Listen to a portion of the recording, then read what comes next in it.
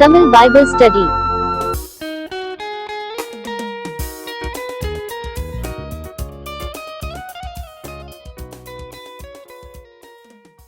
ஒன்று சாமுவேலின் புஸ்தகம் 24ஆம் அதிகாரம். 1 சாமுவேல் 24. சவுல் பெலிஸ்தரை பின்தொடர்ந்து திரும்பி வந்தபோது, இதோ தாவீது என்கேதியின் வனாந்திரத்தில் இருக்கிறான் என்று அவனுக்கு அறிவிக்கப்பட்டது. அதிகாரம் 23ஆம் அதிகாரத்துல பார்த்தோம். ரொம்ப க்ளோஸா தாவீதை பிடிக்கிற அளவுக்கு சவுல் வந்துட்டான். அந்த டைம்ல கர்த்தர் இடைப்பட்டு ஒரு செய்தி பாத்தீங்கன்னா அவனுக்கு வருது, பெலிஸ்தர் சூழ்ந்திருக்கிறார்கள் அப்படின்னு சொல்லிட்டு. அதனால பெலிஸ்தரை நோக்கி தாவீதை விட்டுட்டு பெலிஸ்தரை நோக்கி போறான். இப்ப அது முடிஞ்சிருச்சு. அங்க எப்படி நடந்தது, அந்த யுத்தங்கள் எப்படி விரட்டினா, என்ன ஆச்சுன்றதெல்லாம் நமக்கு சொல்லல. நேரா பாத்தீங்கன்னா சவுல் பெலிஸ்தரை பின்தொடர்ந்து திரும்பி வந்த போது முடிஞ்சிருச்சு, வேலை விரட்டி விட்டுருக்கான் அப்படின்னா திரும்ப தாவீதை பிடிக்கிறதுக்கு வரான். அப்பொழுது சவுல் இஸ்ரவேல் அனைத்திலும் தெரிந்து கொள்ளப்பட்ட 3000 பேரை கூட்டிக் கொண்டு தாவீதையும் அவன் மனுஷரையும் வரையாடுகள் உள்ள கண்மலையின் மேல் தேட போனான். அப்ப அவனுக்கு ஒரு மிஷன் காணப்படுது. நம்ம மிஷன் சொல்றோம்ல, மிஷனரி ஊழியம் அப்படின்னா ஒரு குறிப்பிட்ட இடத்துல போய் ஊழியம் செய்கிறது, அவர்கள் அங்க இருக்கிறதான ஜனங்களை கர்த்தருக்குள்ள நடத்துகிறதான காரியம். சுவிசேஷ ஊழியம்ன்றது எல்லா இடத்துலும் பரவி நம்ம செய்கிறது. ஆனா ஒரு மிஷன் அப்படின்னு சொல்லும்போது, மிஷனரி அப்படின் போது ஒரு குறிப்பிட்ட இடத்தை, கர்த்தரை அறியாத ஜனங்கள் வாழ்கிற இடத்தை தெரிந்து கொண்டு அந்த இடத்துக்கு போய் அவர்கள் எல்லாம் கர்த்தருக்குள்ள நடத்துகிறதான ஒரு காரியம் தான் இது மிஷனரி, இல்லையா? அப்ப அதே போல ஒரு மிஷன், நல்ல காரியத்துக்கு ஒரு மிஷன், அதே போல கெட்ட காரியத்தை செய்யறதுக்கும் ஒரு மிஷன். ரொம்ப ஃபோக்கஸ்டா அந்த இதுல பாத்தீங்கன்னா சவுல் இருக்கிறது நீங்க பாக்குறீங்க. அவனுடைய ஃபோக்கஸ் என்ன? இவர் என்ன மிஷனரி, இவரு தாவீதை கொல்லணும் எப்படியா இருந்தாலும், அவ்வளவுதான் அவனுடைய மிஷன். அதுதான். என்னதான் காரியங்கள் நடந்தாலும் அதெல்லாம் போய் பார்த்துட்டு திரும்ப என்ன பண்றான், இந்த வேலைக்கு, மெயினான வேலைக்கு வந்துடுறாரு அவர். சரி, அடுத்து பாத்தீங்கன்னா இந்த வரையாடுகள் அப்படின்னா என்ன கேள்விப்பட்டிருக்கீங்களா? சவுல் இஸ்ரவேல் அனைத்திலும் தெரிந்து கொள்ளப்பட்ட 3000 பேரை கூட்டிக் கொண்டு, தெரிந்து கொள்ளப்பட்டனா நல்ல யுத்த வீரர்களா, பராக்கிரமசாலிகளா காணப்படுகிறதால 3000 பேரை என்ன பண்றான், அவன் தெரிந்து கொள்ளுகிறான். அவர்களை கூட்டிக் கொண்டு தாவீதையும் அவன் மனுஷரையும் வரையாடுகள் அப்படின்னு சொன்னா என்னன்னா, அந்த வைல்டு கோட்ஸ்ன்னு சொல்லுவாங்க, மவுண்டெயின் கோட்ஸ் அப்படின்னு கேள்விப்பட்டிருக்கீங்களா? மலைகள்ல எல்லாம் போய் ஏறி அங்கெல்லாம் வாழக்கூடியதான இந்த கோட்ஸ். அப்புறமேட்டா நீங்க அதை குறித்தான ஆராய்ச்சியெல்லாம் நீங்க பண்ணிக்கோங்க. என்ன அப்படின்னா, செங்குத்தான மலையில கூட ஏறக்கூடியதான ஒரு ஆடு, அங்கதான் அது வாழும். வைல்டு அனிமல்ஸ், மற்ற மிருகங்கள்லாம் போய் அதை பிடிக்க முடியாத அளவுக்கு ஆச்சரியமா இருக்கும். 4 கால் பிராணி இது எப்படி மலைகள் மேல, செங்குத்தான மலைகள் மேல ஏறுது, அங்க எப்படி வாழுது, கீழே விழாம இருக்குது, அப்படி பார்த்தாலே உங்களுக்கு ஆச்சரியமா இருக்கும். இப்ப இன்டர்நெட்லாம் இருக்கிறதுனால நீங்க அதை எடுத்து தேடி என்ன பண்ணுங்க, மவுண்டெயின் கோட்ஸ், வைல்டு கோட்ஸ் அப்படின்ட்டு நீங்க போட்டு நீங்க தேடினீங்கனால ரொம்ப அழகா அதை குறிச்சதான காரியங்கள். எப்படி ஃபேஸ்புக்ல வந்துச்சா? வெரி குட், நிறைய ஃபேஸ்புக் பாக்குறீங்க நீங்க. நல்ல காரியங்கள்லாம் அதுல இருந்து. ஓகே, அது ரொம்ப இன்ட்ரெஸ்டிங்கா இருக்கும். அது நீங்க பாத்தீங்கனாலே இன்ட்ரெஸ்டிங்கா இருக்கும். அப்ப இந்தியாவில் கூட அது இருக்குன்னு நினைக்கிறேன், ஏற்காடு பகுதி அந்த மாதிரி இடங்கள்ல எங்கேயோ இருக்கு, நான் கேள்விப்பட்டிருக்கேன். அப்ப அதுதான் வரையாடுகள் அப்படின்னு சொல்லப்படுது. அதுக்கு ஏதோ ஒரு ஸ்பெஷல் நேம் உண்டு அதுக்கு. சரி, ஓகே. வைல்டு கோட்ஸ் இல்லைன்னா மவுண்டெயின் கோட்ஸ். சாதாரண இந்த பிளைனான இடத்துல எல்லாம் அது வாழாது. காஷ்மீர் மலை, பயங்கர செங்குத்தான மலையில அப்படியே ஏறி போறது ஆச்சரியமா இருக்கும். எப்படி அங்க நிக்குது, அப்படி மனுஷன் கூட ஏற முடியாது. ஓகே, அப்ப அப்படிப்பட்டதான ஒரு இடம் அது. அந்த இடங்களில கண்மலையின் மேல, மலைகள் மேல, குன்றுகளின் மேல, சாதாரணமா நார்மலா மற்றவர்கள் போக முடியாததான இடத்துல. சரி, அப்படி வழியோரத்தில் இருக்கிற ஆட்டு தொழுவங்களிடத்தில் அவன் வந்தபோது அங்கே ஒரு கெபி இருந்தது. அதிலே சவுல் மலஜலாதிக்க போனான். தாவீதின் அவன் மனுஷரும் அந்த கெபியின் பக்கங்களில் உட்கார்ந்தார்கள். கெபின்னு சொன்னா ரொம்ப பெரிய கெபியா தான் இருக்கணும். ஏன் அப்படின்னா, ஆட்டு தொழுவங்கள்லாம் பாத்தீங்கன்னா காணப்படுது. அப்ப மந்தைகளே அதுக்குள்ள போயிட்டு சேஃபா வைக்க முடியும். தாவீது ஒரு 600 பேரோட இருக்கான். அவனும் பாத்தீங்கன்னா மறைந்து இருக்கிறதான ஏரியா அது. அப்ப சவுல் அறியாமையே தாவீதுக்கு பக்கத்துல ரொம்ப க்ளோஸா வந்துட்டான். அவனுடைய மலஜலாதிக்க போனான்னா காலை கடன்களை கழிக்கிறதுக்காக அவர் போறார் டு ரிலீவ் ஹிம்செல்ஃப், அங்க போறான். அப்ப சவுல் போகும்போது நிச்சயமா கூட யாரும் என்ன பண்ணிருக்க மாட்டாங்க, இருந்திருக்க மாட்டாங்க.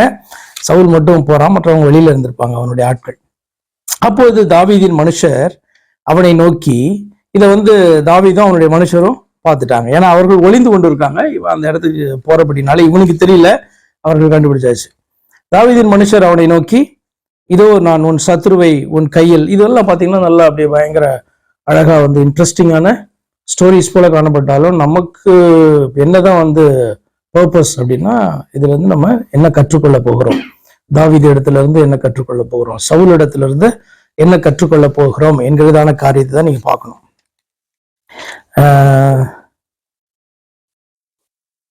அப்போது தாவீதின் மனுஷர் அவனை நோக்கி, இதோ நான் உன் சத்ருவை உன் கையில் ஒப்பு கொடுப்பேன், உன் பார்வைக்கு நலமானபடி அவனுக்கு செய்வாயாக என்று கர்த்தர் உன்னோடே சொன்ன நாள் இதுதானே என்றார்கள். தாவீது எழுந்திருந்து போய் சவுலுடனே சால்வையின் தொங்கலை மெல்ல அறுத்து கொண்டான். இது பாத்தீங்கன்னா கர்த்தர் இப்படி தாவீதோடு கூட சொல்லியிருக்கிறார். எந்த இடத்துல சொல்லியிருக்கிறாருன்னு தெரியல, ஆனா சொல்லி இருக்கிறார். அதை இவன் தன்னோடு கூட இருக்க ஜனங்களோடு கூட ஷேர் பண்ணி இருந்திருக்கிறான். அந்த ஜனங்கள் இதை ஞாபகம் வைத்து சவுல் என்கிறதான தாவீதினுடைய சத்துரு இப்ப கையில சிக்கிட்டான். கர்த்தர் அவனை நம்முடைய கரத்துல ஒப்பு கொடுத்திருக்கிறார், அதாவது உம்முடைய கரத்துல ஒப்பு கொடுத்திருக்கிறார், இப்படி சொன்னார் அல்லவா என்று சொல்லி என்ன பண்றாங்க, அவனை ஏவரார்கள். அவருடைய பக்கம் எல்லா நியாயமும் இருக்கு. உன் பார்வைக்கு நலமானபடி அவனுக்கு செய்வாயாக என்று கர்த்தர் உன்னோடே சொன்ன நாள் இதுவே என்று சொல்லி சொல்றாங்க. அது சவுலை குறித்து ஆண்டவர் சொன்னாரா, இல்லை தாவீதினுடைய மற்ற சத்துருக்களை குறித்து ஆண்டவர் சொன்னாரா அப்படின்றது பாத்தீங்கன்னா அவங்க எடுத்துக்கிறதான முறையில தான் இருக்கு. அப்படிதானே? இப்ப தாவீதோடு கூட இருக்கிறவர்கள்லாம் எப்படிதான் எடுப்பாங்க. இப்ப மெயின் சத்ருவே யாரு, தாவீதுக்கும் அவனோடு கூட இருக்கிறவர்களுக்கும் சவுல் தான். அப்ப அவர்கள் எப்படிதான் எடுப்பாங்க, கர்த்தர் தாவீதோடு கூட பேசின இந்த வார்த்தைகளை அவர்கள் இப்படிதான் எடுப்பாங்க. சவுல ஆண்டவர் தாவீதினுடைய கையில ஒப்பு கொடுக்கறதான நேரத்துல அவனை கொல்லணும் அப்படின்னு ஆண்டவர் சொல்லியிருக்காரு, இதுதான் டைமு அப்படின்னு அவங்க சொல்றாங்க. எப்படின்னா கர்த்தருடைய வார்த்தையை எப்படி எடுக்கலாம், நமக்கு சாதகமாக எப்படி நம்முடைய இச்சைகளின்படி அதை எடுத்துக்கலாம் அப்படின்றதான காரியத்தை நீங்க பார்க்க முடியும். ஸோ தாவீது இதை எப்படி ஹேண்டில் பண்றான், அவனும் போறான், போய் என்ன பண்றான், தாவீது அவனை கொல்ல மனதில்லாம என்ன பண்றான், அவனுடைய சவுலுடைய சால்வையின் தொங்கலை அறுத்து கொண்டான். உங்களுக்கு கேள்வி வரலாம், எப்படி மலஜலாதிக்க போனான், அப்ப எப்படி இந்த சால்வையின் தொங்கலை அறுத்து கொண்டான்? சால்வைனா மேல பொருத்தி கொண்டிருக்கிறது காரியம், நிச்சயமா என்ன பண்ணியிருப்பான், கழட்டி வச்சுட்டு தான் அவன் போயிருப்பான், அந்த இடத்துல இருந்திருக்கலாம், இல்ல எப்படின்ட்டு நமக்கு தெரியல. ஆனா கொகை அப்படின்னு சொன்னா இருட்டாதான் இருந்திருக்கும். ஆனா நடந்தது உண்மை. தாவீது சவுலின் சால்வை தொங்கலை அறுத்து கொண்டது நிமித்தம் அவன் மனது அடித்து கொண்டிருந்தது. யாருடைய மனதுனா தாவீதினுடைய மனது. என்ன அப்படின்னு சொன்னா, இதெல்லாம் ஏன் இந்த வார்த்தைகள் சொல்லப்பட்டிருக்குன்னா, எப்படி தாவீதினுடைய மனது ரொம்ப சென்சிட்டிவா காணப்படுது. எப்படி எல்லாரும் சொல்றாங்க, இந்த நேரத்துல நீ சவுலை நீ கொண்டு போடணும், தேவன் என்ன பண்றாரு, கிஃப்ட் மாதிரி அழகா அவனை இப்ப கையில் கொடுத்துட்டாரு, முன்னாடியே தேவன் சொல்லியிருக்காரு அப்படின்ட்டு என்ன பண்றாங்க, எல்லாரும் அவனோடு கூட சொல்றாங்க. ஒரு செகண்ட் கூட அவன் கூட அப்படி யோசித்திருப்பான், நல்ல ஒரு தருணம் இது அப்படின்னு சொல்லிட்டு அவனும் போறான். ஆனா அவனை கொன்று போடாம சால்வையின் ஓரத்தை அறுத்து கொண்டான். அது கூட அவனுக்கு மனசுக்கு என்ன பண்றது, பின்னாடி கஷ்டமா இருக்கு, இப்படி நம்ம என்ன பண்றோம், இப்படி பண்ணிட்டோமே, நமக்கு ராஜாவாக எஜமானாக ஒரு காலத்துல இருந்தவன் அன்டில் நவ், இப்ப கூட பாத்தீங்கன்னா அவன் தான் ராஜா. அப்படி பாத்தீங்கன்னா இவனுக்கு மனசுக்கு கஷ்டமா இருக்கு. இப்ப தாவீதினுடைய அந்த கேரக்டர் பாத்தீங்கன்னா ரொம்ப அழகா இதுல சொல்லப்படுது. அவன் தன் மனுஷரை பார்த்து கர்த்தர் அறுத்து கொண்டு வந்துட்டு தன்னுடைய ஜனங்கள்கிட்ட சொல்றான்,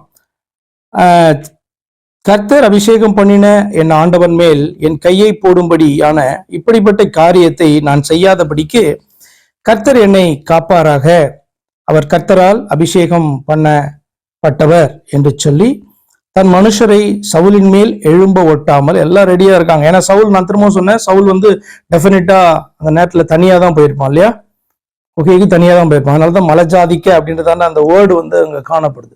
ரிலீவ் பண்றதுக்கு என்ன பண்றான், அவன் போறான், கூட அந்த 3000 பேர் வெளியே தான் நின்றுப்பாங்க, அந்த சேனை வெளியே தான் நின்றுருக்கும். அப்ப நல்ல ஒரு சான்ஸ் அவனை கொல்றதற்கு. ஆனா தாவீது பாத்தீங்கன்னா அப்படி செய்யாதது மாத்திரமல்ல, தன்னுடைய ஜனங்களையும் பாத்தீங்கன்னா சவுலின் மேலே எழும்ப விட்டாமல் இவ்வார்த்தைகளினாலே அவர்களை தடை பண்ணினான். சவுல் எழுந்திருந்து கெபியை விட்டு வழியே நடந்து போனான். வெளியில வர்றதுக்கு சவுல் என்ன பண்றாரு, நடக்க ஆரம்பிக்கிறார். அப்போது தாவீதும் எழுந்து கெபியிலிருந்து புறப்பட்டு சவுலுக்கு பின்னாக போய், ராஜாவாகிய என் ஆண்டவனே என்று கூப்பிட்டான். சவுல் திரும்பி பார்த்தபோது தாவீது தரை மட்டும் குனிந்து வணங்கி, அது நார்மலா ராஜாவுக்கு முன்பாக செய்யப்படுகிறதான ஒரு காரியம், தரை மட்டும் குனிந்து வணங்கி.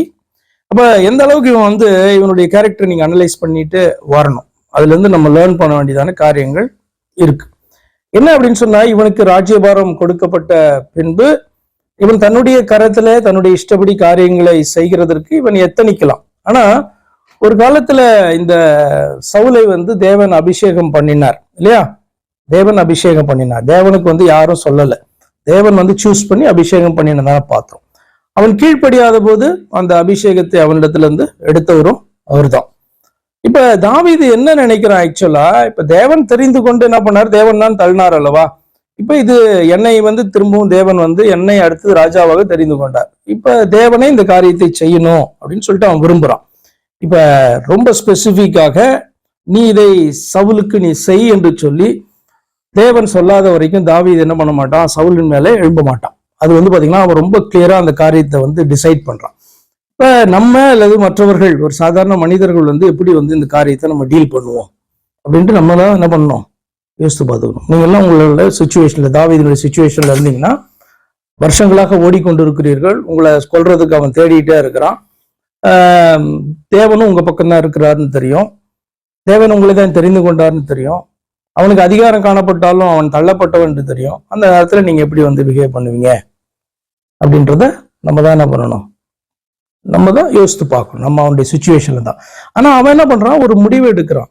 தேவன் தானே தெரிந்து கொண்டார், தேவனே என்ன பண்ணட்டும், அதை எடுத்து என்னுடைய கரத்திலே கொடுக்கட்டும், அவரே கொண்டு போய் என்ன அந்த இடத்துல வைக்கட்டும், நான் என்ன பண்ண மாட்டேன், இதுல என்னுடைய எஃபர்ட் எதுவுமே காணப்படக்கூடாது அப்படின்னு சொல்லிட்டு பாத்தீங்கன்னா அதுல ரொம்ப உறுதியாய் காணப்படுறான். இப்படி நார்மலா பாத்தீங்க அப்படின்னு சொன்னா, இப்படி அதிகாரத்தை பெறுகிறவர்கள் அல்லது அதிகாரத்தை விரும்புகிறவர்கள் யாருமே அப்படி இருக்க மாட்டாங்க. அப்படிதானே? இன்னைக்கு நீங்க பாப்பீங்க, அதாவது ஒருத்தருடைய அந்த பொசிஷனுக்கு போகணும் அப்படின்னு சொன்னா எப்படி அவங்க காலை பிடிச்சி இழுத்து தள்ளி விட்டுட்டு அந்த இடத்துல போய் ஒரு வாய்ப்பு கிடைச்சது அப்படின்னு சொன்னா உட்கார்றதுக்கு தானே இன்னைக்கும் மனுஷங்க ட்ரை பண்றாங்க இல்லையா? அப்ப ஆனா தாவீது பாத்தீங்கன்னா அப்படிப்பட்ட ஒரு வாய்ப்பு கிடைச்சு கூட அதை என்ன பண்ணலாம், அவன் தன்னுடைய கரத்துல எடுத்து அதை பயன்படுத்திக்க விரும்பாம அவனை ஆண்டவர் தான் தள்ளினார் என்று சொன்னால், முழுமையாக இந்த காரியத்தை ஆண்டவரே செய்து அவனை என்ன பண்ணட்டும், அப்புறப்படுத்திட்டோம் என்னுடைய வழியில இருந்து அப்படின்ட்டு கர்த்தருடைய சமூகத்துல ஒப்புடுறான். இது நம்ம லேர்ன் பண்ண வேண்டியதான காரியம். அப்ப அந்த அதிகாரம், அந்த ராஜா என்கிறதான அந்த அந்தஸ்துனால ஒரு இச்சை அவனுக்கு காணப்படவே இல்லை. அப்படி இருக்கும்போது பாத்தீங்கன்னா அந்த பொசிஷன் வந்ததுக்கு அப்புறம் கூட பாத்தீங்கன்னா அது அவனுடைய லைஃப்ல பிரயோஜனம் உள்ளதா இருக்கும். அப்படிதானே? ஏன்னா அது ரொம்ப மேன்மையான ஒரு நிலை, ராஜ்யத்திலே மேன்மையான ஒரு நிலை. அப்ப அந்த பொசிஷனுக்கு வரும் பொழுது பாத்தீங்கன்னா நீ பத்திரமா காத்து கொள்றதுக்கு இப்படிப்பட்ட கேரக்டர்ஸ் பிரயோஜனப்படும். அப்படி பாத்தீங்கன்னா அவன் காணப்பட்டான். சரி, அவன் பாத்தீங்கன்னா இதுல எவ்வளவு உண்மை காணப்படுது அப்படின்றதுக்கு தான் அந்த 8வது வசனம், 7வது வசனம், தன் மனுஷரை சவுலின் மேல் எழும்ப விட்டாமல் இவ்வார்த்தைகளினால் அவர்களை தடை பண்ணினான் அப்படின்ற வார்த்தை ஏன் முக்கியம்னா, இப்ப நம்ம சில நேரத்துல பாத்தீங்க அப்படின்னு நினைப்போம், நம்ம கையில செய்யக்கூடாது, ஆனா வேற யாராவது செஞ்சுட்டா பரவாயில்ல. அப்படித்தானே? இப்ப நம்மளுடைய கையில ஒரு காரியத்தை செய்யும் போது நமக்கு அது குற்ற உணர்வை கொடுக்கும். ஆனா மற்றவர்கள் பாத்தீங்கன்னா நமக்காக அந்த காரியத்தை செய்து முடிச்சுட்டாங்கன்னா, சவுலை கொன்னா எப்படியா இருந்தாலும் தாவீது ராஜாவாயிடலாம். இல்ல அப்படியே நைஸா ஒதுங்கி வந்துட்டா இவனுடைய ஜனங்க கூட இருக்கவங்க சவுலை கொண்டுடுவாங்க. அப்பயும் ராஜா வா தாவீது போய் உட்கார்ந்துடலாம். அப்ப ஏன் உண்மை உள்ளவன் அப்படின்னு சொல்றேன்னா, இவன் செய்ய விரும்பாத ஒரு காரியத்தை தன்னுடைய ஜனங்களும் செய்ய கூடாது என்று சொல்லி அவர்களை அவன் தடை பண்ணினான் அப்படின்றது ரொம்ப அழகா அங்க எழுதப்பட்டிருக்கு. சரி, அவன் பாத்தீங்கன்னா அவன் அப்படியே விட்டுல, அதுக்கப்புறம் அவன் தன்னுடைய சொல்ல வேண்டிய காரியங்கள்லாம் அவன் சவுல் இடத்துல சொல்றதை நம்ம பார்க்கறோம். ரொம்ப அழகா இருக்கும் அந்த வார்த்தைகள். 9ல இருந்து, சவுலை நோக்கி தாவீது உமக்கு பொல்லாப்பு செய்ய பார்க்கிறான், தாவீது உமக்கு பொல்லாப்பு செய்ய பார்க்கிறான் என்று சொல்லுகிற மனுஷருடைய வார்த்தைகளை ஏன் கேட்கிறீர், இதோ கர்த்தர் என்று. அவனுடைய வேர்ட்ஸ் எல்லாம் நீங்க பாத்தீங்கன்னா ரொம்ப அழகா இருக்கும்.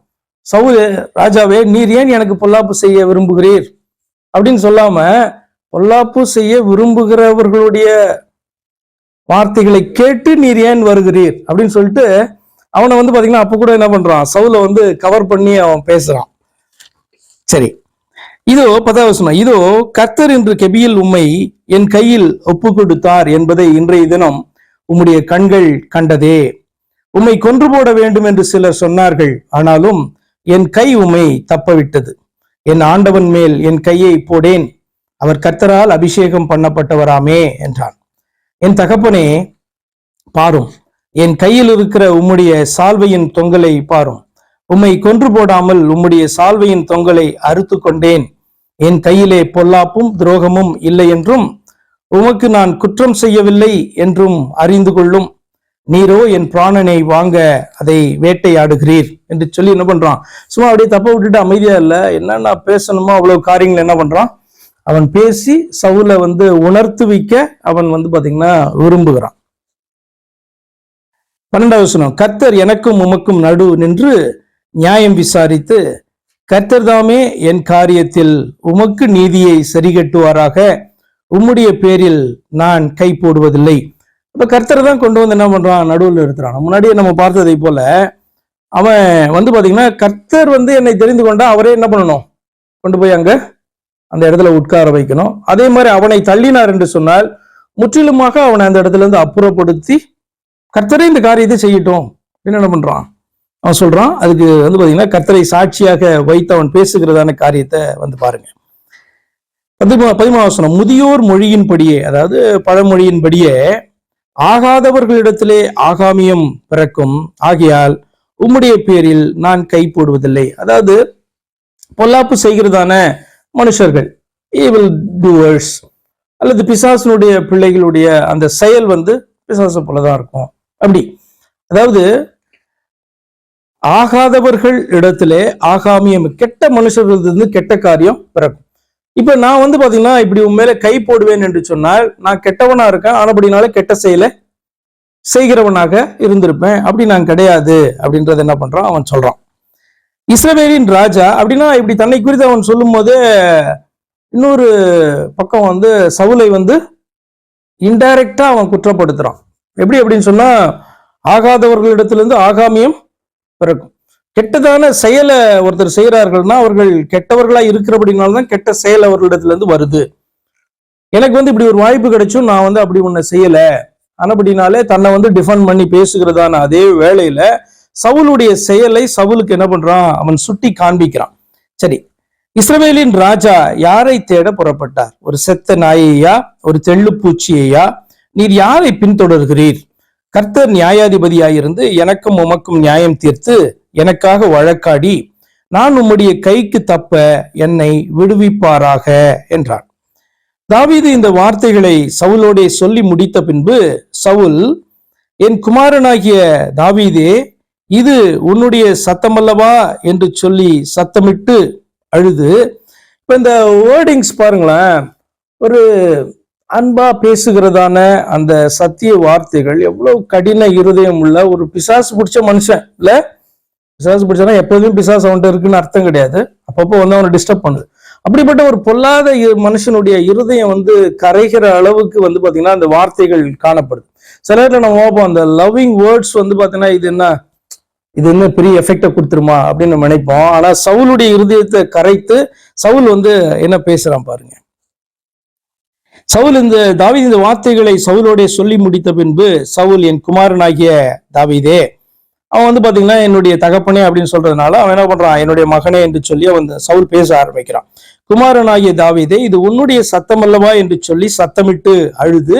உண்மை காணப்படுது, இவனும் இந்த நேரத்துல ஆக்ட் பண்ணல. அவன் அழுது தாவீதை பார்த்து, நீ என்னை பார்க்கிலும் நீதிமான், நீ எனக்கு நன்மை செய்தாய், நானோ உனக்கு தீமை செய்தேன்.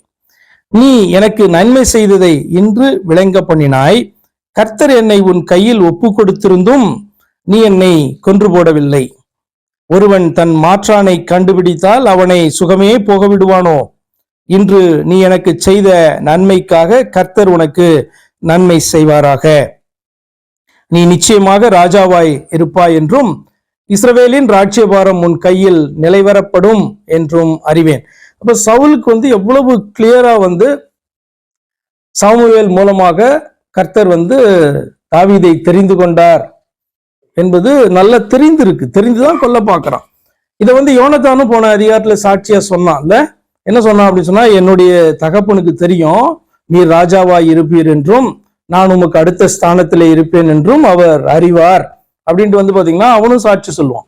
அப்ப இந்த சவுலுக்கு வந்து ரொம்ப கிளியரா வந்து கர்த்தருடைய விருப்பம் என்ன, சித்தம் என்ன, கர்த்தருடைய தெரிந்து கொள்ளுதல் என்ன, எல்லாம் தெரிந்தும் வந்து பாத்தீங்கன்னா கர்த்தருடைய சித்தத்துக்கு விரோதமாக செயல்படுகிற ஒரு மனுஷனா காணப்படுறான். பாருங்க, சில நேரத்துல வந்து உள்ள இருந்து நல்ல சுபாவம் வந்து வெளிப்படுது, அநேக நேரங்களில பொல்லாத சுபாவம் வெளிப்படுது. இந்த நேரத்துல சவுல பாத்தீங்க அப்படின்னு சொன்னா சவுல் அப்படியே மனம் திரும்பின ஒரு மனுஷனை போலதான் உங்களுக்கு காணப்படுறான். அப்ப இந்த எமோஷனை, அந்த வேலையை அவன் வந்து பயன்படுத்தி கொண்டிருந்தான் என்று சொன்னால் ரொம்ப நல்லா இருந்திருக்கும் சவுலுடைய வாழ்க்கையில. ஆனா அப்படி கிடையாது. இப்ப இதை வந்து பாத்தீங்கன்னா உண்மையாக அவன் தன்னுடைய மனம் திரும்புதலுக்கு கர்த்தரை நோக்கி திருப்புகிறதற்கும் அவன் இதை பயன்படுத்தி கொள்ளல. ஆனால் வாயிலிருந்து வருகிற வார்த்தை உண்மையான வார்த்தைகள் தான். அவன் மனம் உடைந்து போய் தான் பாத்தீங்கன்னா தாவீதை குறித்து அவன் என்ன பண்றான், இந்த வார்த்தைகள், நல் வார்த்தைகளை அவன் பேசுகிறான். 21 வசனம், இப்பொழுதும் நீ எனக்கு பின்னிருக்கும் என் சந்ததியை வேறொருப்பதில்லை என்றும் என் தகப்பன் வீட்டாரில் என் பெயரை அழித்து போடுவதில்லை என்றும் கர்த்தர் மேல் எனக்கு ஆணையிட்டு கொடு என்றான். யோனத்தான் கேட்டதை போல இவனு கேட்கிறான். இப்ப நடக்க போற காரியங்கள்லாம் நல்லாவே தெரியுது இல்ல உங்களுக்கு? தெரிந்தும் ஒரு மனுஷன் ஏன் இப்படி இருக்கான்? தெரிந்தும் என்ன ஃபியூச்சர் வந்து இப்படிதான் இருக்கும். கர்த்தரை ஏற்றுக்கொள்ளல அப்படின்னா, ரட்சிப்பை அலட்சியம் பண்ணா எப்படிதான் வந்து ஒரு ஃபியூச்சர் நமக்கு இருக்க போகுது அப்படின்றது மனுஷனுக்கு தெரியும். தெரியாதுன்னு நினைக்கிறீங்களா? ஏன் அப்படின்னு சொன்னா, சத்தியம் அறிவிக்கப்படும் போது சத்தியத்தை ஒன்று ஏற்றுக்கொள்ள வேண்டும், இல்லை நிராகரிக்க வேண்டும். அப்ப நிராகரிக்கிறதான அந்த இருதயம் என்று சொன்னாலே அது சத்தியத்தை அறிந்திருக்கிறது என்று சொல்லி அர்த்தம். ஒருவன் சத்தியத்தை அறிந்தாதானே என்ன பண்ண முடியும், அதை நிராகரிக்க முடியும். சத்தியமே புரியாதவன் எப்படி நிராகரிப்பான்?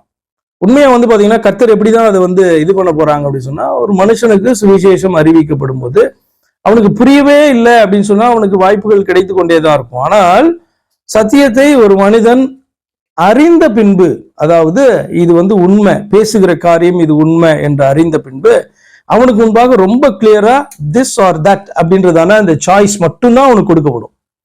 ஒரு மனுஷனுக்கு வந்து இந்த சத்தியம் இது வரைக்கும் புரியல, கன்ஃபியூஸ்டா இருக்கிறான் அப்படின்ற வரைக்கும் this or that, yes or நோவா அப்படின்றது சாய்ஸே அந்த இடத்துல வராது. ஆனால் எப்போது நம்முடைய இருதயத்துல இதுதான் உண்மை என்று சொல்லி விளங்கும் போது எதன ஒரு கான்சியஸோட நம்ம எடுக்கிற முடிவு தான் வந்து பாத்தீங்கன்னா சுவிசேஷத்தை ஏற்றுக்கொள்ளுகிறக்கு. அது புரியுது உங்களுக்கு? ஏதோ வந்து யாரோ சொன்னாங்க, ஒன்றும் புரியாம நான் அக்செப்ட் பண்ணிட்டேன், அப்படி கிடையாது. சத்தியம் என்று அறிவிக்கப்படும் போது நிறைய கேள்விகள் நமக்குள்ளாக எழும்பும் எப்பொழுதுமே. அப்ப அந்த கேள்விகள் வந்து பாத்தீங்க அப்படின்னு சொன்னா நமக்கு கிளியரா புரிஞ்சாதான் நம்ம முடிவு எடுக்க முடியும், இதுவா அதுவான்னு. அப்படிதானே? எப்பயுமே அப்படிதான். அப்ப அது புரிந்த பிறகு நமக்கு வந்து ரெண்டு சாய்ஸ் தான் காணப்படுது. ஒண்ணு அக்செப்ட், இல்லைன்னா டினை, ரிஜெக்ட் பண்ணுகிறதான காரியம். அப்படி ரிஜெக்ட் பண்ணும்போது அவங்க சத்தியத்தை வந்து அறிந்திருக்கிறபடினால அக்செப்ட் பண்ணல ஒழி அறிந்திருக்கிறார்கள், ரிஜெக்ட் பண்றாங்க. ஆனா அவங்களுக்கு இன்னொரு காரியமும் தெரியும், ரிஜெக்ட் பண்ணா இதனுடைய முடிவு எங்க போய் இருக்க போகுது.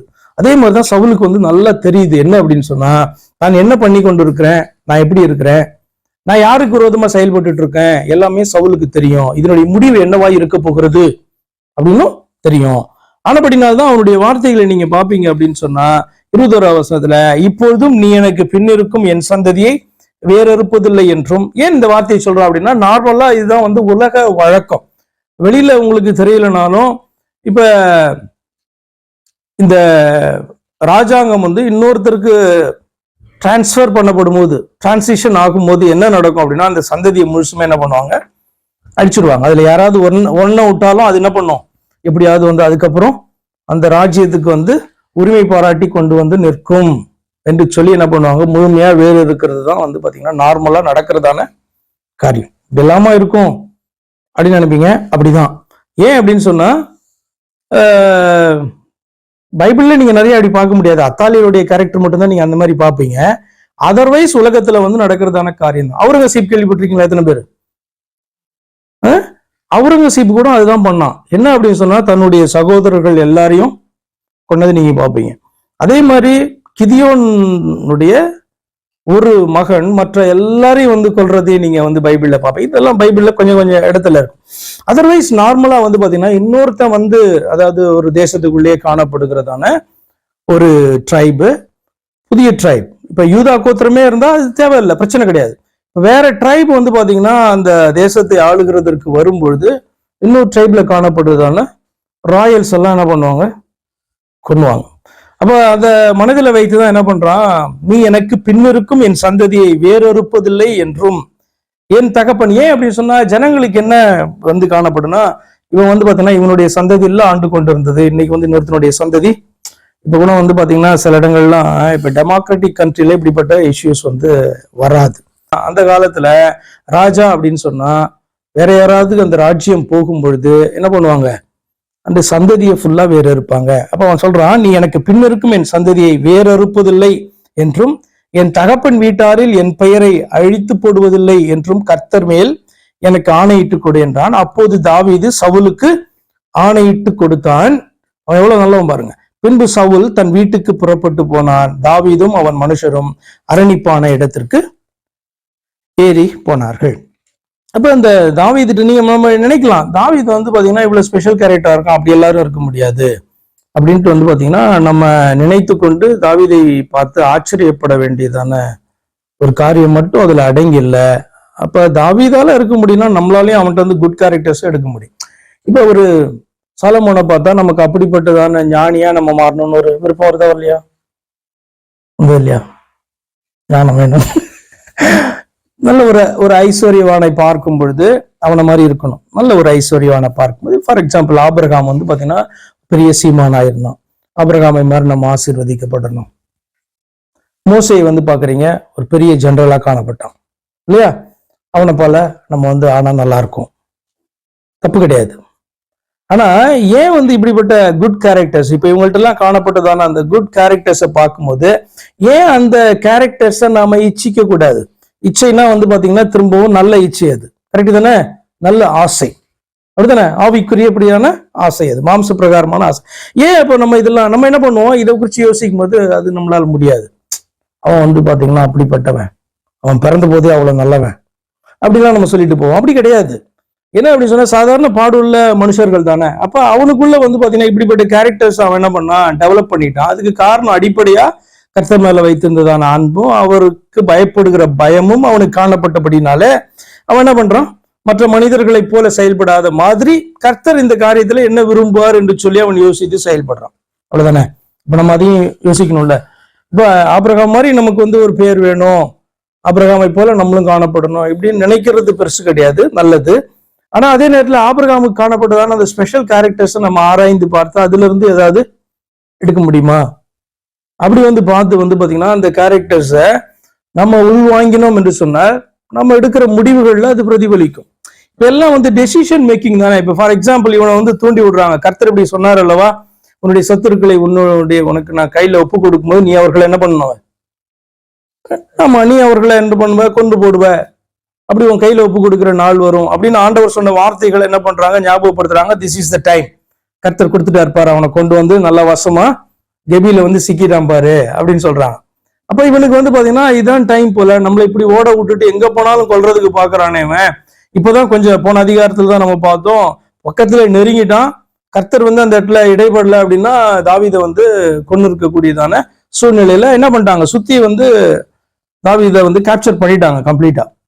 இப்படி இருக்கானே, அப்படி இருக்கும்போது இப்ப வந்து மாட்டினான். கர்த்தர் தான் கரெக்டா கொண்டு வந்து வச்சிருக்காங்க அப்படின்னு என்ன பண்ணலாம், கொண்டு இருக்கலாம்ல ஆக்சுவலா. ஆனா அப்படி செய்யாம என்ன பண்றான், அவன் ஒரு முடிவு எடுக்கிறான் மனசுல.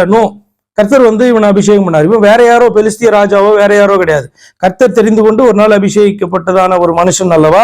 இவனை அப்புறப்படுத்தணும்னா கம்ப்ளீட்டா கர்த்தரையே அப்புறப்படுத்தட்டும் அப்படின்ட்டு இதை வந்து கர்த்தருடைய கரத்துல ஒப்பு கொடுக்கறதான அந்த ஒரு வில்லிங்னஸ் காணப்படுது இல்ல, அது வந்து சாதாரண விஷயம் இல்லைல்ல, இல்லையா?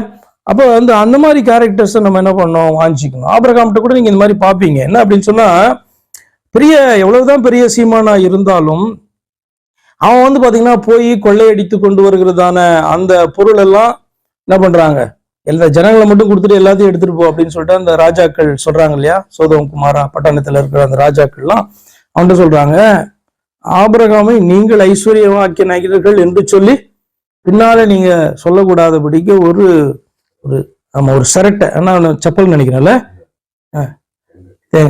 அது கூட வந்து நான் இங்கேருந்து எடுத்துட்டு போக மாட்டேன் அப்படின்றான். இப்படிப்பட்டதான அந்த கேரக்டர் வந்து எப்படி வந்துச்சு? இதெல்லாம் பாண்ட் கேரக்டரா? கிடையவே கிடையாது. இதெல்லாம் அப்படி பிறக்கும் போதே வந்த கேரக்டரானா? அப்படி கிடையாது. ஆண்டவருடைய பிள்ளையாக மாறின பின்பு வந்து பாத்தீங்கன்னா அவங்க எடுக்கிறதான முடிவுகள் இப்படிதான். நான் இதை வந்து பாத்தீங்கன்னா ஹேண்டில் பண்ணுவேன், இந்த சுச்சுவேஷன் இப்படிதான் ஹேண்டில் பண்ணுவேன், இந்த இடத்துல இப்படிதான் நான் முடிவு எடுப்பேன், ஏன்னா இந்த மாதிரியான முடிவு தான் ஆண்டவருக்கு பிரியம் அப்படின்றதான முடிவை எடுக்கிறாங்க பாத்தீங்களா. இதை என்ன பண்ணணும்? விரும்பணும். அதுதான் இந்த காரியங்கள் எல்லாம் ஆண்டவர் பார்க்க சொல்றாரு. என்ன அப்படின்னா, அவர்கள் உங்களுக்கு முன்னோடினதான அந்த சாட்சிகளை நீங்க வந்து உங்களுக்கு முன்னாடி வைத்துக்கொண்டு நீங்க என்ன பண்ணுங்க? கிறிஸ்தவ வாழ்க்கையை நீங்க நடத்துங்க அப்படின்னு சொல்றாரு. நமக்கு முன்னோடினவர்கள் அவர்கள் அப்படிப்பட்ட ஒரு சாட்சியை நடத்தினாங்க. பாடுள்ள மனுஷர்கள் தான். அநேக இடங்களிலே வந்து பாத்தீங்கன்னா அவர்கள் கஷ்டப்பட்டாங்க. ஆனாலும் கூட அவர்கள் தங்களுடைய விசுவாசத்தை காத்துக்கொண்டு என்ன பண்ணாங்க? பிரயாணம் பண்ணாங்க. அவர்கள் ஆசீர்வதிக்கப்பட்டார்கள். என்ன இழந்து போயிட்டாங்க அவங்க அப்படின்ட்டு வந்து பாத்தீங்கன்னா அவங்களுடைய லிஸ்ட் வந்து நம்ம எபிரேய புஸ்தகத்துல வாசிக்கலாம். சரி, இது போதும்னு நினைக்கிறேன். ஏதாவது கேள்வி இருக்கா அதுல உங்களுக்கு?